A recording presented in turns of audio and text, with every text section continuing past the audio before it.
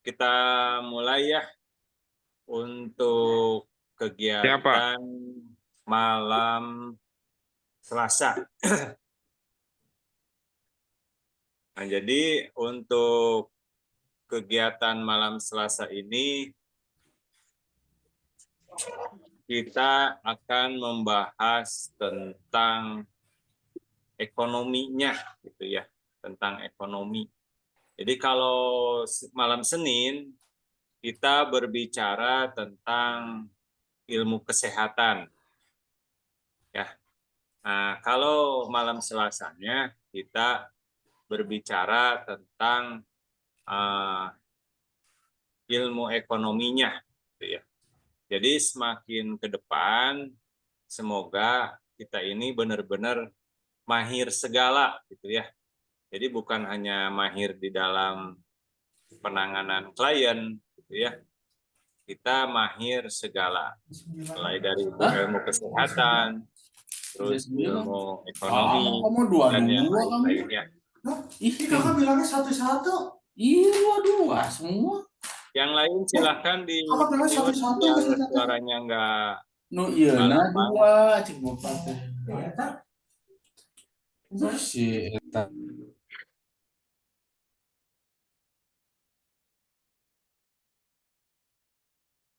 Kang Suhe suaranya di mute. Ya udah. Terima kasih. Nah, sekarang kita mau membahas tentang ilmu ekonominya, ya. Jadi kita ke depan setelah kita mahir tentang kesehatannya, keterampilannya, maupun nanti wawasan kesehatan, nah sekarang kita berbicara ilmu ekonomi. Jadi kenapa kita berbicara ekonomi? Ya karena ekonomi ini sangat diperlukan, ya. Ekonomi ini ya kita setiap saat kita apa namanya kita pakai, gitu ya. Maka agar kita pas ilmu ekonominya, maka kita harus mengetahui tentang ilmunya. Nah, kalau kemarin kita membahas tentang konsep dasar tatanan bisnis, ya. Ada apa saja? Yang pertama yaitu tentang pengertian bisnis. Nah, terus kedua tujuan bisnis. Yang ketiga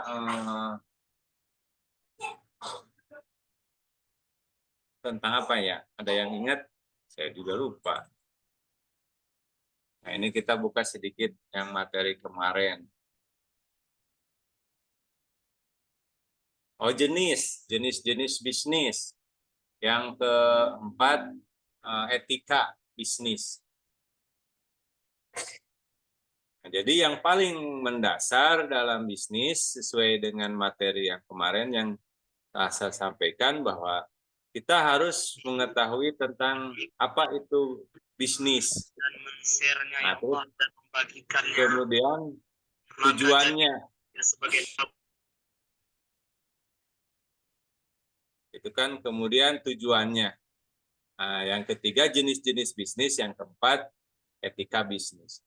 Nah, setelah kita mengetahui tentang prinsip dasar ini, kita sudah mengetahui pengertiannya, mengetahui tujuannya, mengetahui jenis bisnisnya, dan mengetahui etika bisnis, maka selanjutnya yang harus perlu kita ketahui adalah ilmu bisnis, ilmunya, gitu ya.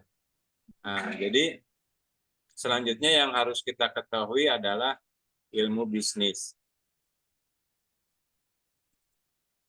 Nah, berarti ilmu bisnis itu ya berarti yang mempelajari tentang bisnis.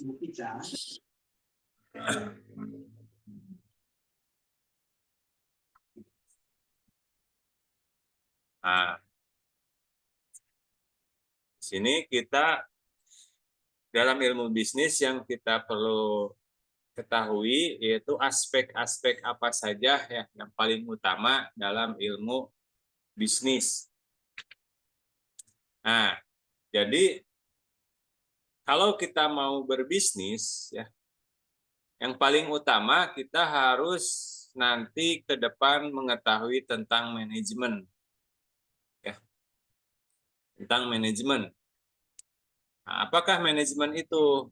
Ya, jadi manajemen itu adalah mempelajari bagaimana mengelola sumber daya manusia, ya, terus keuangan, operasional dan lain-lainnya dalam organisasi bisnis. Artinya manajemen ini nanti berbicara dalam bagaimana seni kita mengelola baik SDM-nya, baik keuangannya, terus mengelola bagaimana operasional, misalnya sesuatu kegiatan itu bisa berjalan, ya.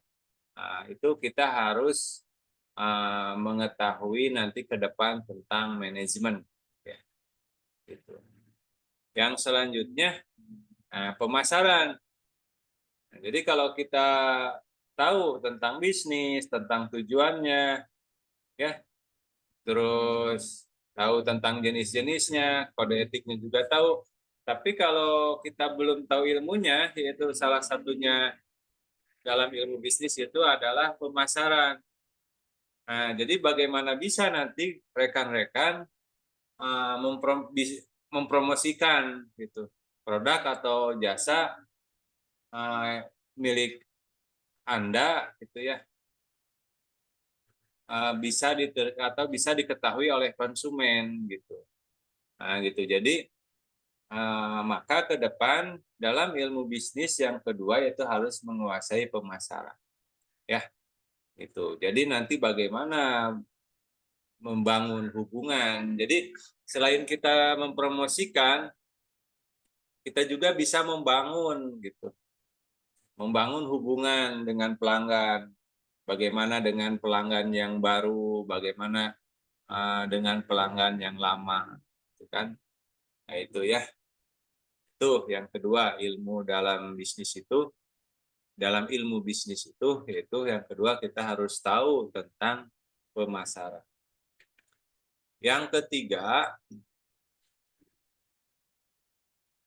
yaitu dalam ilmu bisnis itu kita harus mengetahui tentang keuangan.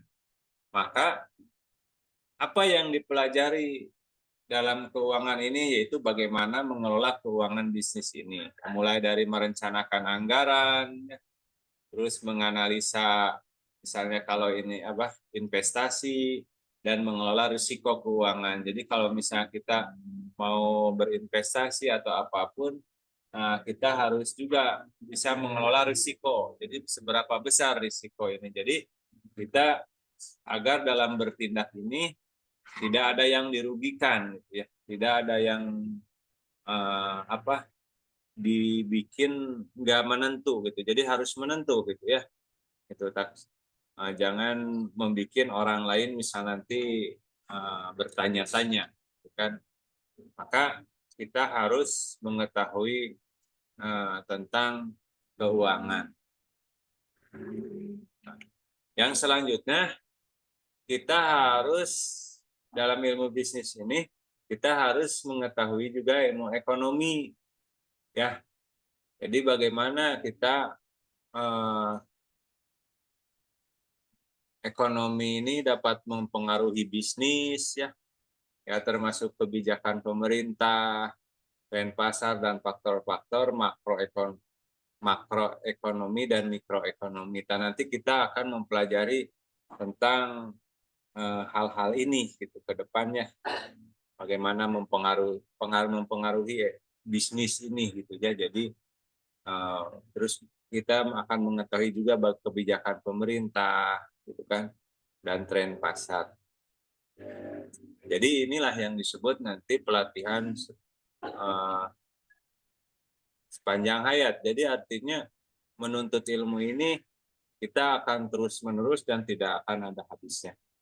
Nah, alhamdulillah kita kan dipermudah, kita diberi karunia oleh Allah, kita adanya teknologi sehingga kita nggak usah buang-buang biaya, buang-buang waktu Anda, energi Anda jauh-jauh misalnya datang ke sini atau saya datang ke sana, kita cukup menggunakan internet. Gitu ya. Nah, kita lanjut mengenai ilmu aspek-aspek utama ya, dalam ilmu ekonomi. Yang kelima yaitu hukum bisnis. Nah, jadi dalam hukum bisnis itu nanti kita akan mempelajari regulasi dan hukum yang mengatur kegiatan bisnis, termasuk hukum kontrak, hukum persaingan, dan hukum perusahaan. Nah, nanti kita akan membahas juga itu mempelajari tentang hukum bisnis. Kita lanjut. Nah, aspek utama dalam ilmu bisnis selanjutnya yang kelima yaitu kewirausahaan. Nah, jadi bagaimana kita ini menciptakan gitu ya. Jadi dalam kewirausahaan itu yaitu kita mampu menciptakan dan mengembangkan bisnis baru ya. Termasuk ide bisnis, perencanaan bisnis dan pendanaan usaha. Ini kita akan mempelajari ini ya agar kita terus bisa berkreasi ya, kita bisa terus menciptakan sesuatu hal baru, kita dapat mengembangkan bisnis-bisnis yang kita miliki sekarang terus tumbuh dan berkembang ya. Maka itu ada ilmunya itu. Selanjutnya aspek-aspek utama yang harus ada dalam ilmu bisnis yaitu selesai udah ada 5 ya berarti. Nah, jadi manajemen bisnis, pemasaran, keuangan, ekonomi, dan hukum bisnis. Oh salah, ini yang ke-6 berarti kewirausahaan. Pantesan tadi saya. Ah gitu ya rekan-rekan. Pantesan kata saya tidak ada 6, pada ini salah. Ini yang ke-6. Nah gitu rekan-rekan ya. Jadi ke depan kita akan mempelajari manajemen ya. Karena dalam berbisnis itu kita harus menguasai ilmu bisnis. Gitu. Maka agar mengetahui ilmu bisnis kita pertama harus mengetahui aspek-aspek utama gitu dalam ilmu bisnis. Ya, itu kita pertama yang harus diketahui yaitu ilmu manajemen, pemasaran, keuangan, ekonomi ya, agar kita tahu nanti apa di luaran sana gitu ya. Jadi bisa kita tahu misalnya apa ya pengaruhnya nanti ekonomi yang lain ke kita, terus ekonomi kita ke orang lain. Jadi kita akan mengetahui pengaruh dari bisnis itu. Nah, itu ya. Yang kelima, hukum bisnis. Nah, kita harus mengetahui hukum bisnis. Agar apa? Agar dalam berbisnis ini kita tidak ada meminimalisir perselisihan gitu ya, sehingga kita harus memahami dulu pertama tentang kegiatan bisnis ini ya, ada hukum ya yang mengatur. Selanjutnya kewirausahaan yaitu menciptakan pengembangan bisnis baru termasuk ide bisnis, perencanaan bisnis dan pendanaan usaha. Nah, kurang lebih untuk malam ini segitu saja.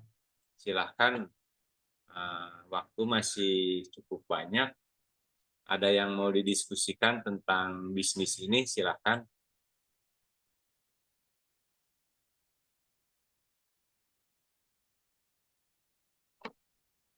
Boleh. Silahkan rekan-rekan, ada yang ditanyakan? Pak Teddy? Ya. Saya mau bertanya. Dengan Ibu siapa? Ibu Indri.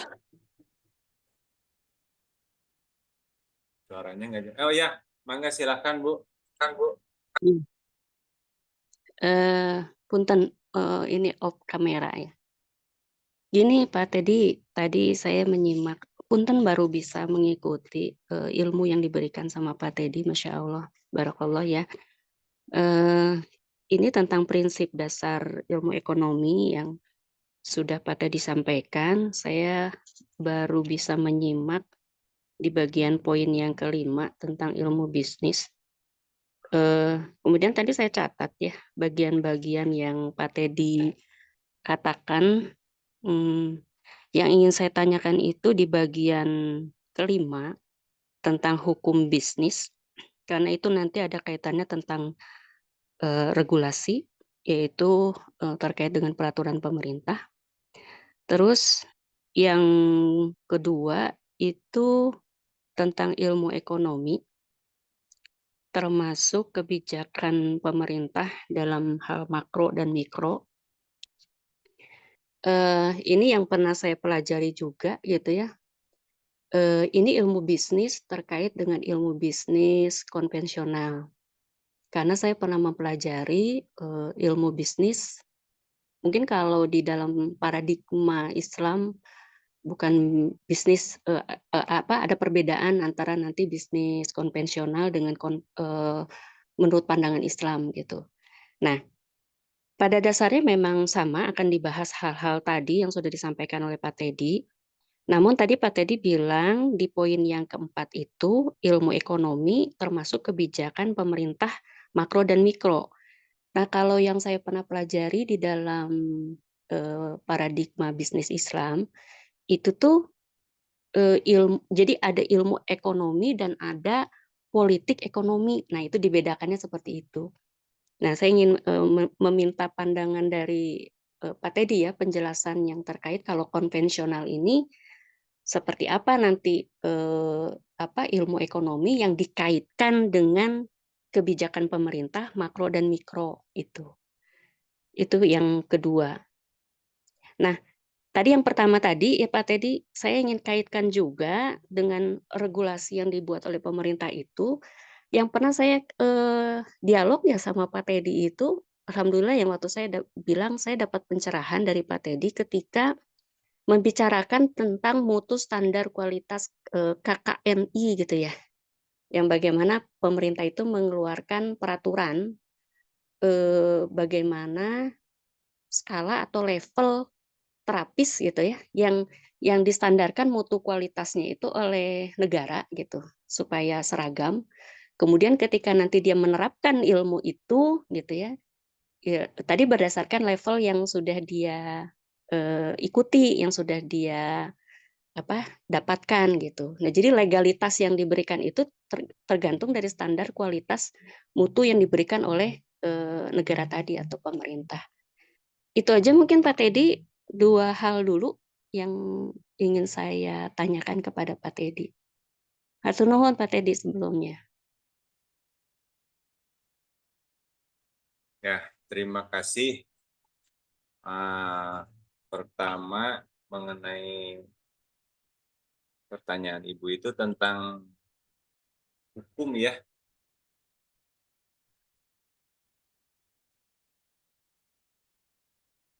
Hukum regulasi yang dikaitkan dengan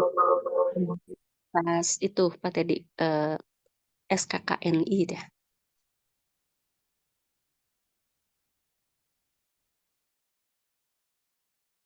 SKKNI.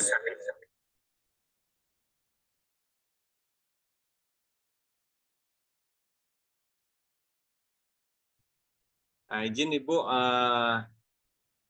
untuk pertanyaan pertama, saya belum bisa nangkep tadi pertanyaan Ibu. Bisa diulang, Bu?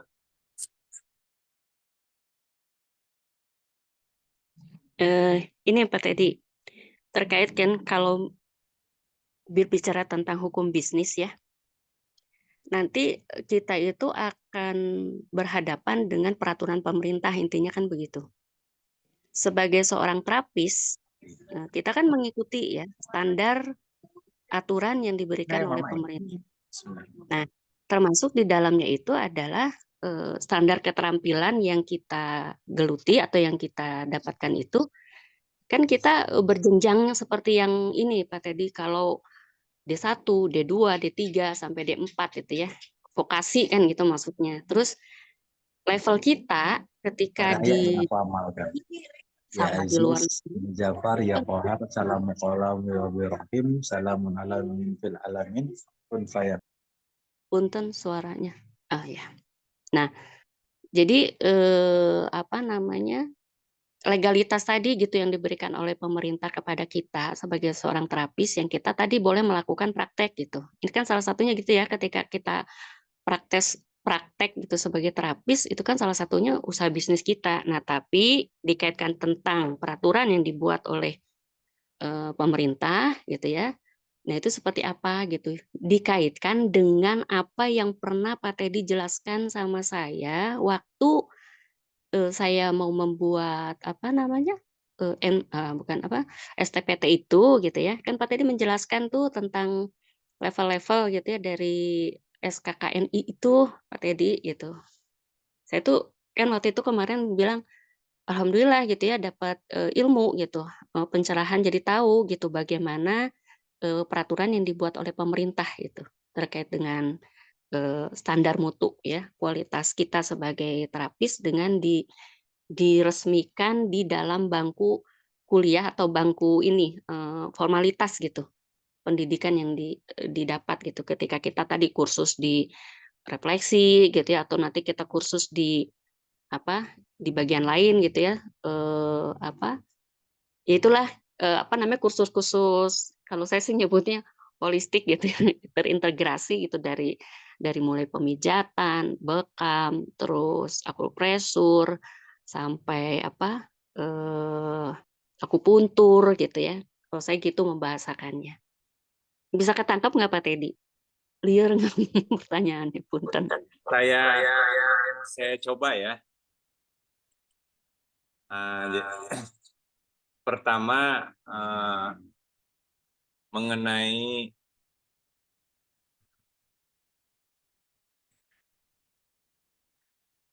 saya coba mengenai tadi berbicara mungkin yang dulu tentang standar KKNI ya, penjenjangan. Nah, terus hubungannya nanti dengan hukum bisnis gitu ya.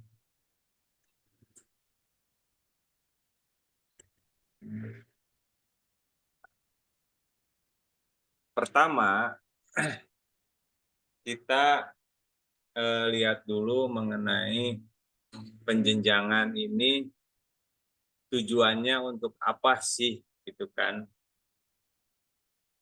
Nah, yang saya lihat kalau di dalam apa namanya yang hubungannya dengan bisnis, biasanya penjenjangan itu mengatur nanti satu hak dan kewajiban gitu ya. Maka di dalam penjenjangan itu di KKN itu ada namanya asisten. Nah, itu kan kalau di dalam refleksi itu ada asisten refleksiologi. Itu kan.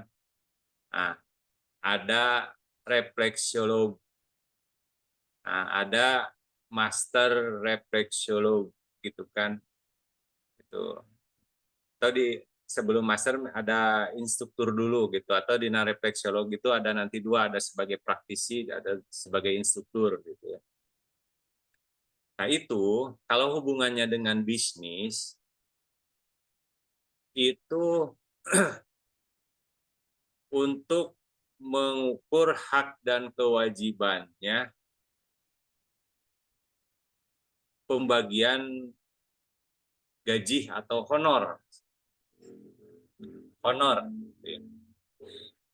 Gitu. Jadi kelas asisten berarti nanti ada di atasnya ada atasannya, yaitu seorang refleksiolog.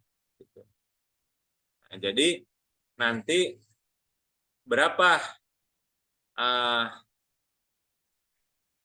penghasilan untuk asisten, sehingga antara asisten dan refleksolog itu berbeda. Kalau misalnya itu di bidang bisnisnya gitu ya. Nah, berarti nanti akan ada bedanya sistem penggajian atau juga nanti sistem kalau karena ini berbicara masih ekonomi, berarti nanti penarifan memberikan tarif, misalnya asisten refleksolog mah tarifnya ini segini, kalau refleksolog mah tarifnya segini, gitu kan. Nah, terus yang master mah tarifnya segini. Nah, itu biasanya penjenjangan itu untuk kalau dilihat dari sudut bisnisnya itu untuk mengatur honor ataupun tarif. Itu nanti ada hukumnya nanti yang diatur oleh pemerintah. Kalaulah kalau untuk yang konvensional ya seperti dokter maka ada kalau ada pegawai negeri atau ada masuk dulu ke pegawai negeri atau ada swasta. Maka kalau swasta nanti ada hukumnya untuk swasta bagaimana pengaturan gaji atau honor. Nah, kalau untuk pegawai negeri mungkin diukurnya dari golongan gitu ya. Nah, kalau di konvensional dokter mungkin udah ada penentuan tarif karena untuk kedokteran itu udah lebih tinggi itunya ya tentang atau kalau di kementeriannya itu udah ada dirjennya gitu ya. Nah, kalau penyiar tradisional kan belum ada dirjennya. Kalau dulu pernah ada, cuman karena ya kesalahan kita juga disuruh bikin STPT ya tidak bikin STPT, akhirnya ya dirjennya ya dihilangin lagi gitu kan. Karena apa? Ya kalau ada dirjennya tapi kerjaannya nggak ada, kita menyia-nyiakan kesempatan gitu udah dibikin dirjennya tapi kita tidak daftar, tidak ada yang daftar misalnya, tidak sesuai harapan misalnya dari data misalnya sekian juta praktisi tes seluruh Indonesia misalnya ada 1 juta terapis, tapi kenyataan disuruh daftar paling cuman yang daftar misalnya cuman 10% gitu kan, atau cuman misalnya 30% gitu kan itu.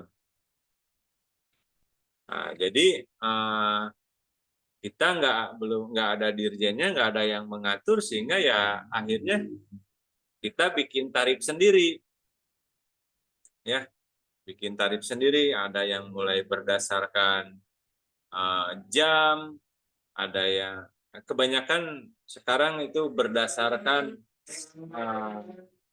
jam waktu ya, berdasarkan waktu. Nah, apakah salah ya? Enggak, karena itu sifatnya ya silahkan untuk mengatur itu, yang penting nanti sesuai dengan konsumen dan menerimanya si konsumen itu. Nah, namun nanti kalau tidak ada hukum, kita tidak memahami hukum bisnis, yang akhirnya dalam penentuan tarif itu sekarang kondisinya tidak seimbang. Gitu. Kenapa disebut tidak seimbang? Contoh, ada seseorang misalnya membangun sebuah perusahaan terapi. Perusahaan terapi misalnya contoh, misalnya dulu itu ada namanya Go Message, Go Massage. Ya. Go Massage dulu Misalnya, tarif pelayanan terapi, misalnya 90 menit, itu harganya misalnya 150.000. Nah, perusahaan Go Massage dulu misalnya 90 menit 150.000. Nah, otomatis kalau Go Massage dengan menentukan tarif 150.000, otomatis ke si terapis dia minta potongan misalnya 20%. Maka Go Massage itu mendapatkan 30.000, ya. Si terapisnya 80%, berarti 120.000.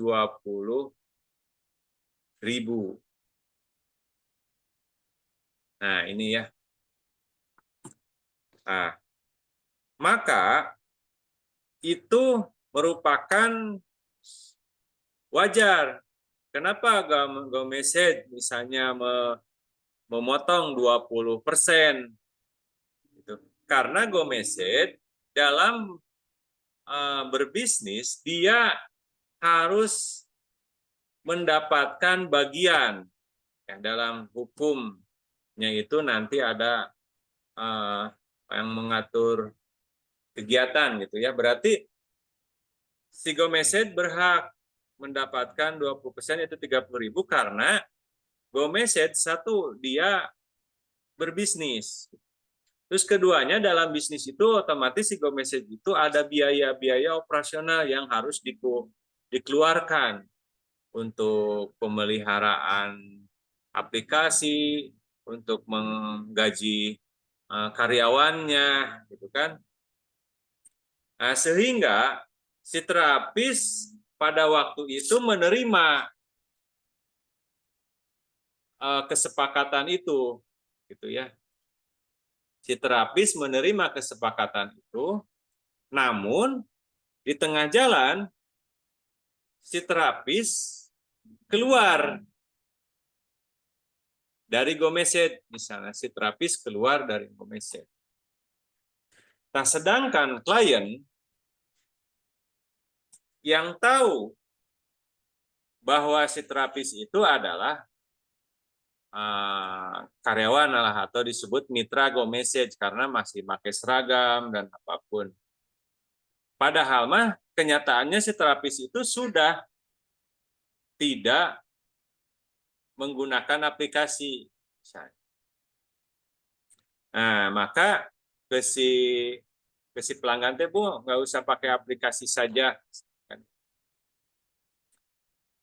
Tapi si klien atau si customer itu membayar tetap 150. Nah, gitu kan. Nah, sedangkan kalau terapis menerima 150 tanpa menggunakan aplikasi, maka si terapis utuh.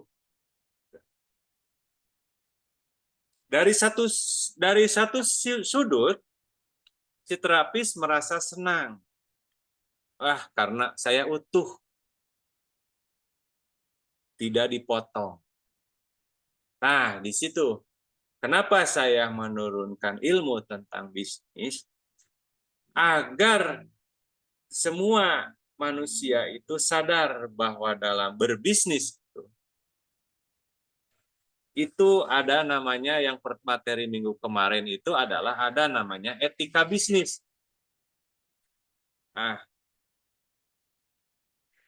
waktu awal mah dia belum dikenal masyarakat, dia sangat membutuhkan Go Massage aplikasinya. Tapi setelah dia merasa dikenal, dia memutuskan hubungan. harga tetap tapi tidak dipotong. Nah, itu maksud saya di sini maka harus ada hukum dalam persaingan dan menyadari bahwa etika bisnis itu ya harus siap dengan berbagi gitu kan. Itu kurang lebih mengenai hukum. Nah, maka dalam penjenjangan KKNI hubungannya dengan bisnis ada level 2, level ini. Salah satunya kita dapat menentukan ke depan tarif-tarif yang wajar, tidak merugikan konsumen, tidak merugikan pelakunya atau terapisnya, dan tidak merugikan pembisnisnya. Gitu. Nah, jadi si terapis harus sadar, kan gitu. Nah, itu jadi sebetulnya di saat si terapis keluar mau dari aplikasi atau mau dari perusahaan lain, harusnya dia sadar itu ada hak yang dulu pernah mempromosikan dia. Gitu. Nah, itu. Kadang manusia karena tidak tahu ilmunya, karena yang di dalam benaknya hanya lihat untung dan uang, dan dia merasa dia bekerja, kenapa saya harus berbagi? Gitu kan? Saya kerja, kenapa harus berbagi? Coba kalau diulang, coba dirubah kata-katanya. Dia sudah dikenal oleh siapa awalnya? Kan harusnya gitu. Nah gitu, jadi itu rekan. Tapi itu silakan hak pribadi-pribadi. Namun nanti kalau dilihat dari konsep dasar mengenai etika, maka atau dalam pengertian bisnis, maka kalaulah orang tersebut melanggar aturan, di situ berarti orang tersebut tidak beretika. Berarti kalau tidak beretika, berarti tidak tidak berilmu. Nah, gitu ya. Tidak berilmu. Sedangkan ilmu bisnis, terus tentang konsep dasar bisnis sudah jelas di sana. Nah, itu kurang lebih yang saya tangkap ya mengenai yang Bu Indi hubungannya KKNI dengan nanti hukum bisnis, itu dengan kegiatan bisnis. Salah satunya kalau karena bisnis ya kita berbicaranya ya uang, honor atau apapun. Nah, sehingga maka di situ kita harus jelas. Nanti hubungan misal kita mau merekrut itu, kita apakah karyawan ini levelnya berapa? Oh, berarti ini harus contoh lah, kalau level 2 sebetulnya kalau dilihat dari aturan itu tidak boleh dulu buka praktek. Tapi karena yang tadi bilang bahwa Hatra ini belum ada regulasinya atau belum ada dirjennya, maka ya kita masih liar gitu ya. Masih liar, level 2 sama level 3 sama level 4 sama aja. Nggak ada bedanya, kan gitu sekarang. Nah, sebetulnya itu tujuan kementerian itu harus ada levelnya itu, tujuannya sebenarnya mengatur mana yang kalau dari sudut ekonominya ya, penghasilan ini harus berapa, penghasilan ini harus berapa, penghasilan ini. Karena melihat nanti beban yang akan ditanggung oleh level bersangkutan. Itu kurang lebih jawaban dari pertanyaan pertama. Terus yang kedua mengenai ini bisnis konvensional atau apa? Kalau tadi bisnis apa namanya? Ini Syariah. Pak, ya, jadi kalau Pak Teddy bilang secara konvensional, ilmu ekonomi itu, mantul suara saya Pak? Nyaman nggak? Ya, jadi ilmu ekonomi itu secara konvensional termasuk kebijakan pemerintah. Nah, kalau saya pernah mendapati bahwa ilmu ekonomi itu terpisah nanti dengan kebijakan pemerintah karena kalau dalam pandangan Islam, ilmu ekonomi itu pure ilmu ekonomi yang akan berbicara tentang faktor produksi dan lain-lain. Kalau dikaitkan dengan jenis bisnis, ya jenis bisnis ini kan jenis bisnis bukan barang ya, berarti kita kan jasa nih. Nah, itu nanti akan berbicara tentang value, nilai dari jasa seorang terapis kan, itu yang akan dibicarakan. Nah, jadi ilmu ekonomi itu pure berbicara tentang itu. Tetapi kalau dalam politik ekonomi, nah kalau di dalam Islam itu baru kita bicara tentang kebijakan pemerintah, baik dari sisi makro ataupun mikro. Nah, saya pengen tahu tadi pandangan Pak Teddy yang mengatakan kalau ilmu ekonomi secara konvensional itu termasuk kebijakan pemerintah. Jadi kolerasinya hubungannya itu bagaimana, Pak Teddy? Begitu.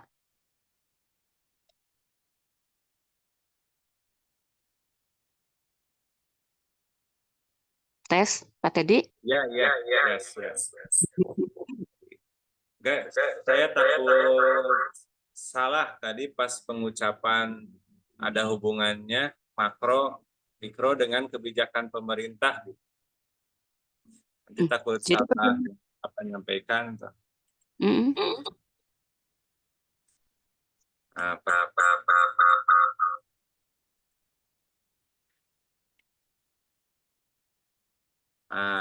Ini. Jadi pertama gini dulu kan ini kemarin kita berbicara tentang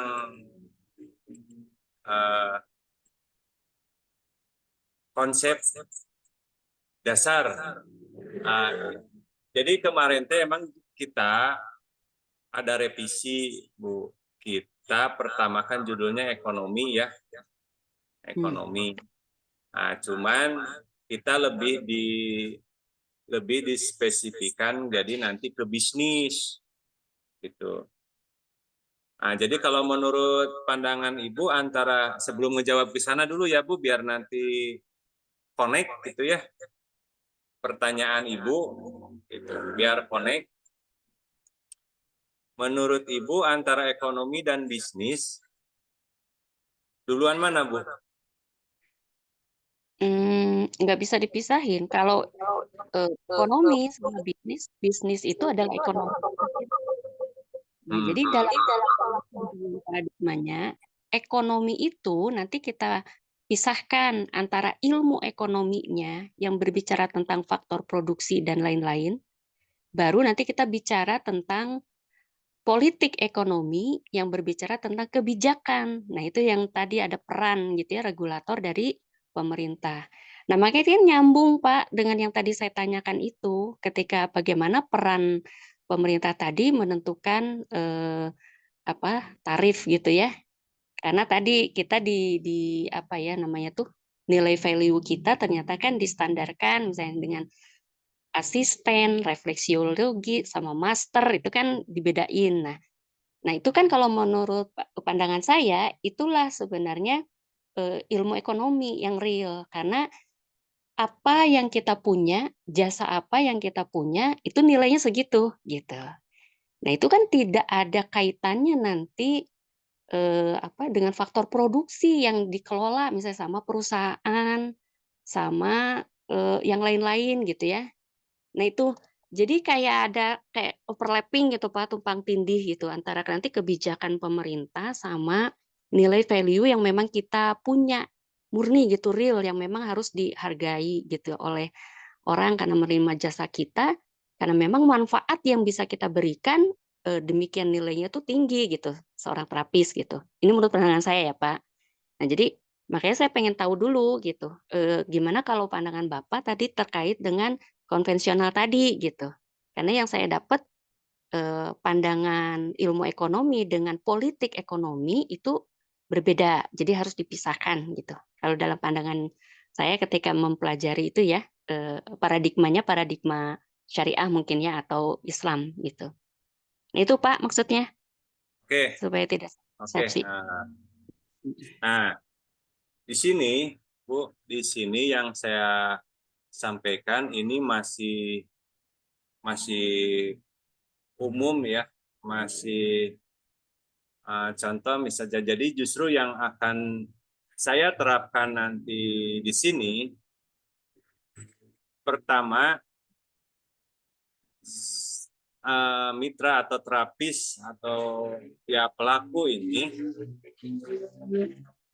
harus mengetahui tentang bisnis gitu ya. Itu harus mengetahui tentang bisnis dulu.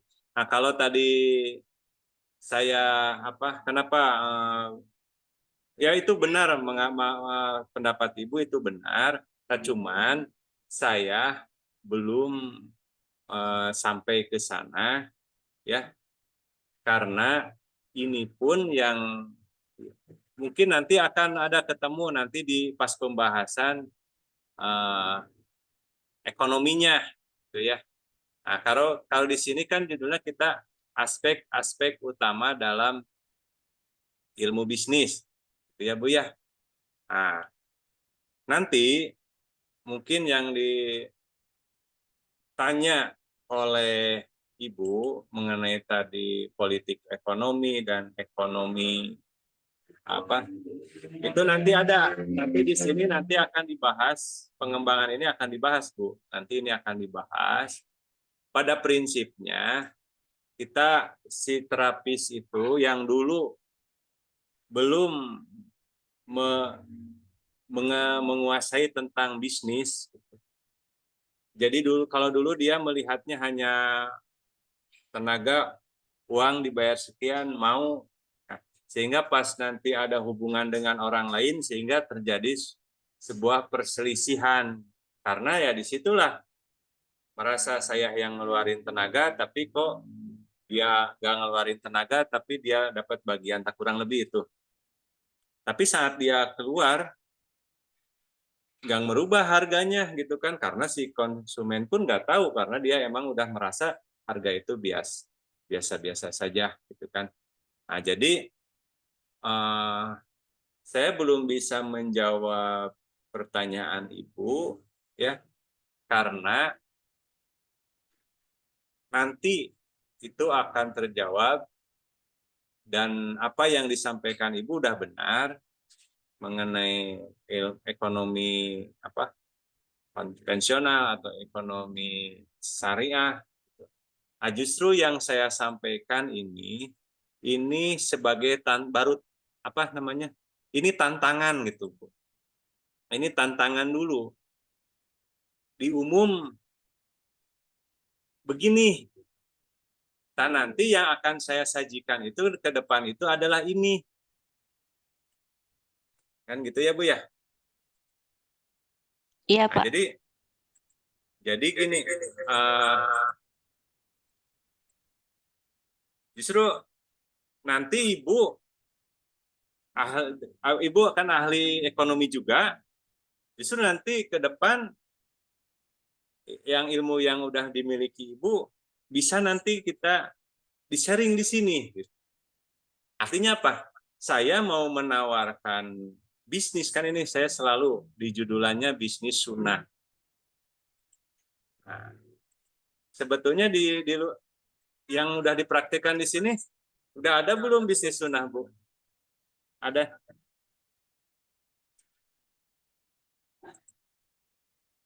Halo?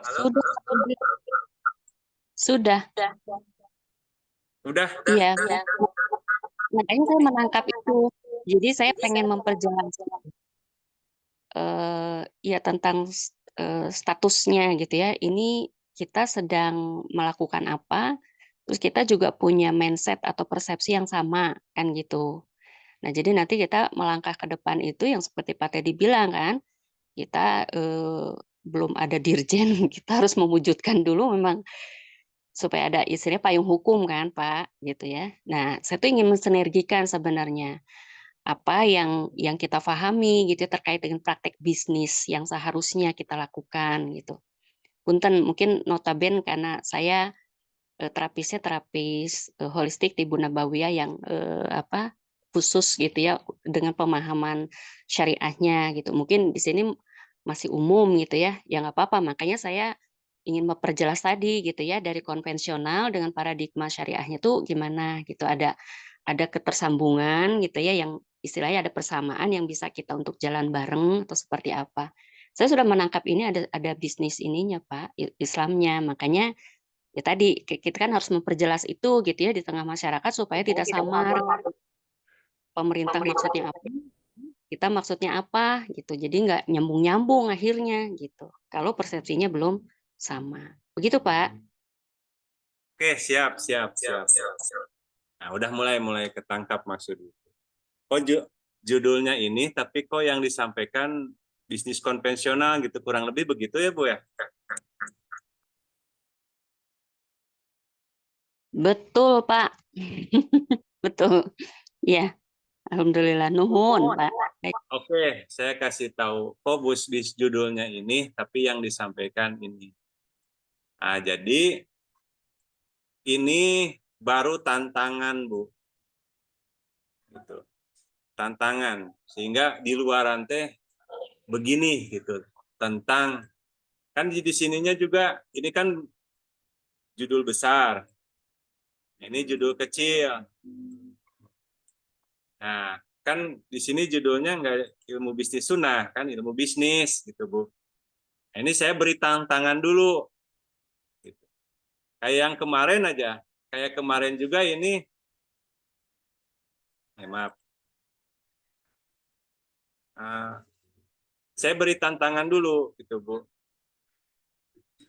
Artinya tantangan itu adalah biar tahu dulu yang umum itu begitu. Nah, nanti jawabannya kita bagaimana dengan jawaban bisnis sunnah gitu Pak, Bu. Nah, ini kemarin judulnya ekonomi sunnah, cuman saya lebih kerucut lagi. Ini bisnis gitu. Kita berbicara bisnis karena kalau bicara ekonomi nanti bisa terlalu luas. Nah, gitu ya Bu. Nah, jadi oke, terima kasih. Ada pertanyaan dari Ibu. Jadi intinya ini adalah baru tantangan. Jadi yang disampaikan oleh saya ini adalah ilmu bisnis konvensional dulu. Nah, itu. Nah, nanti ke depannya akan turun juga bisnis sunnah. Nah, atau bisnis syariah.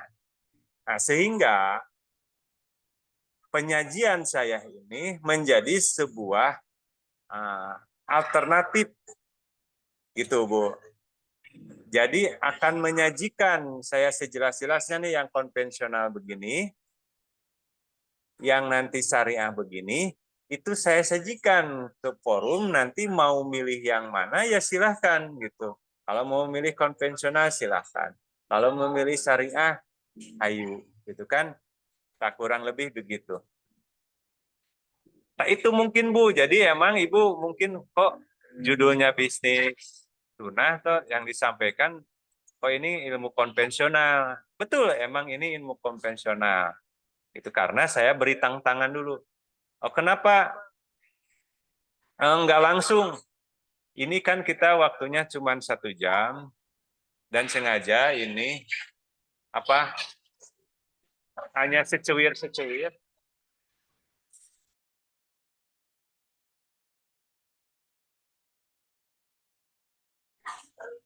Nah, maka kalau yang nyimaknya sepotong-sepotong nanti ke depan akan bingung.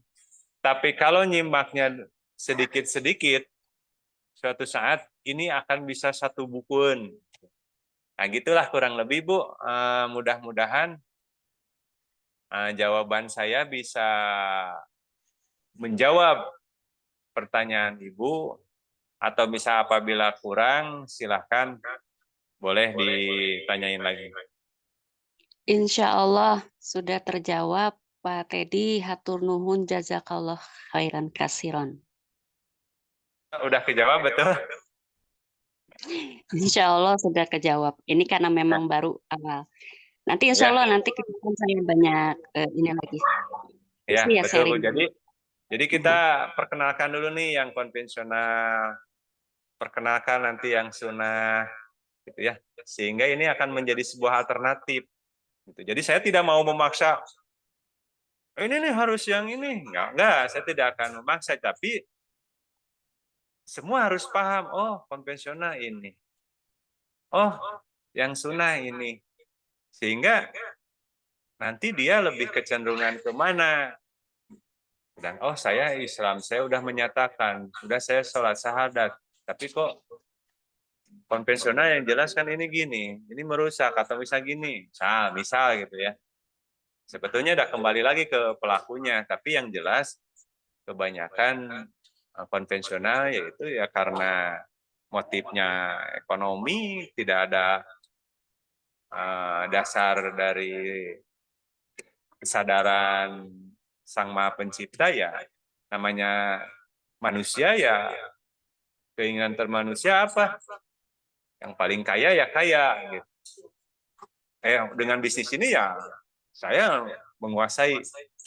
Tak kurang lebih itu ya, Bu. Mudah hatur nuhun atas pertanyaan Ibu. Maaf, saya rada kurang nangkep karena konsentrasi saya agak terpecah, gitu ya. Tapi alhamdulillah pada akhirnya kita sudah bisa ketemu. Nah, ada 2 menit lagi atau satu pertanyaan lagi, silahkan dari rekan-rekan. Terima kasih Bu Indri, mudah-mudahan nanti Ibu juga bisa membantu tentang pembelajaran ini ya ke depannya. Silahkan yang lain, rekan-rekan ada yang bertanya lagi.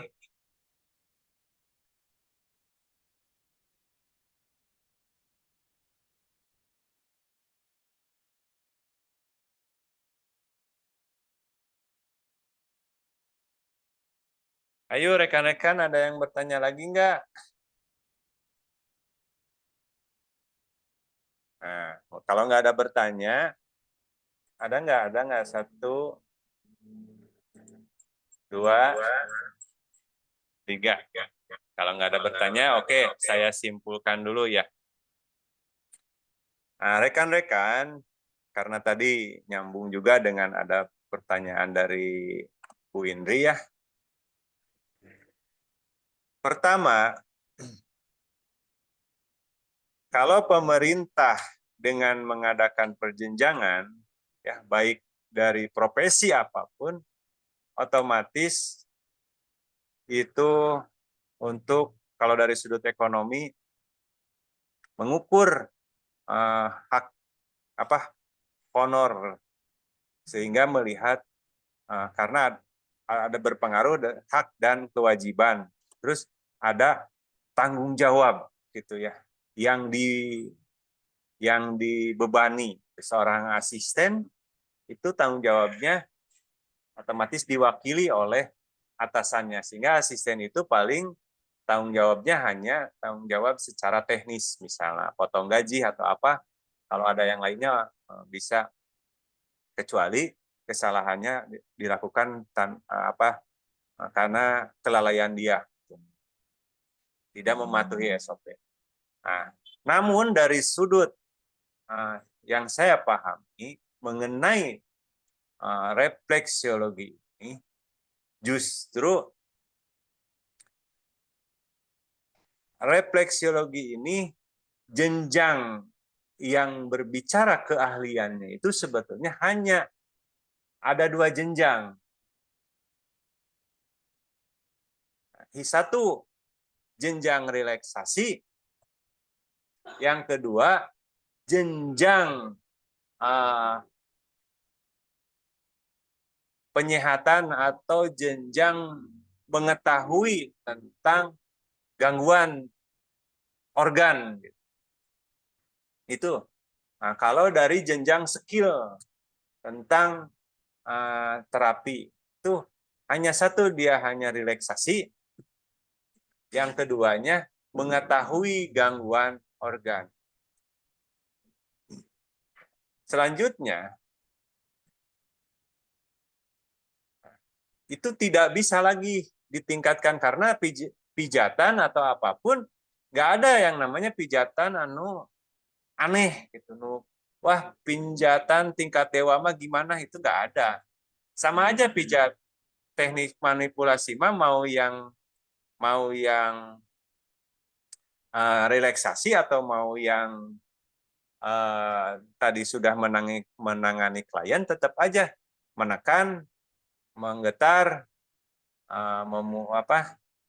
meremas dan lain-lain, itu tetap aja gitu. Jadi nggak ada apakah nanti jenjang sudah mengetahui organ harus gimana misalnya mijitnya, gitu kan, nggak ada. Nah, justru naiknya jenjang nanti ke depan itu yang harus rekan-rekan pahami itu bagaimana merubahnya pola pikir kita, gitu ya. Yang asalnya kita hanya mengetahui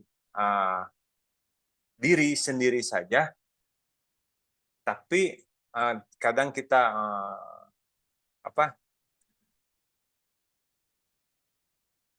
kurang empati ke orang lain, sehingga atau kita terlalu ini ke orang lain sehingga kita kurang memahami orang lain. Nah, justru setingginya jenjang itu justru bagaimana kita bisa menghargai diri kita dan bagaimana kita bisa menghargai di sekitar kita, dan bagaimana kita bisa menyadari bahwa kita ini siapa dan itu ada siapa. Nah, kurang lebih itu untuk menaikkan jenjang kita dari profesi Atra ini. Itu ya kurang lebih. Ya, karena udah malam, saya rasa cukup dulu sekian ya. Nah, jadi naiknya jenjang itu bukan mencari bagaimana cara mijit lagi yang tingkat dewa itu mijitnya bagaimana. Tidak ada. Bisa tetap mijit mah antara yang relaksasi dan yang mengatasi gangguan itu sama. Ada teknik memutar, menekan, dan sebagainya. Justru naiknya jenjang itu biar kita lebih menyadari bahwa siapa diri kita, ya.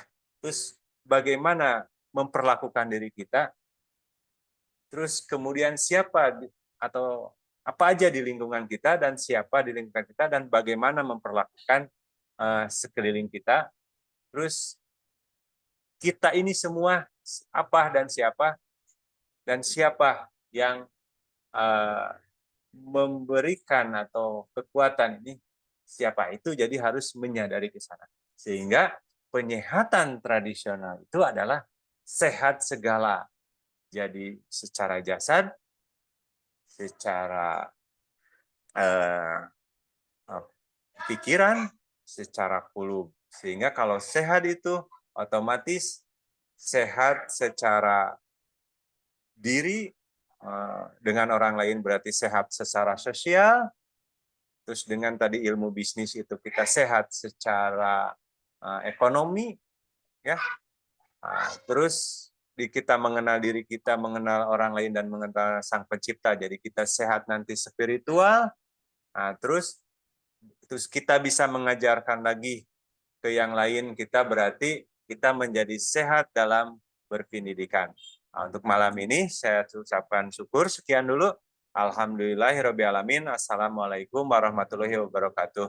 Waalaikumsalam warahmatullahi wabarakatuh. Kita foto dulu ya. Terima kasih ya Pak.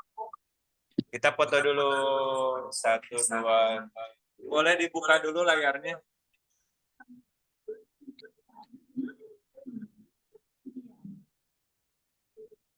Satu,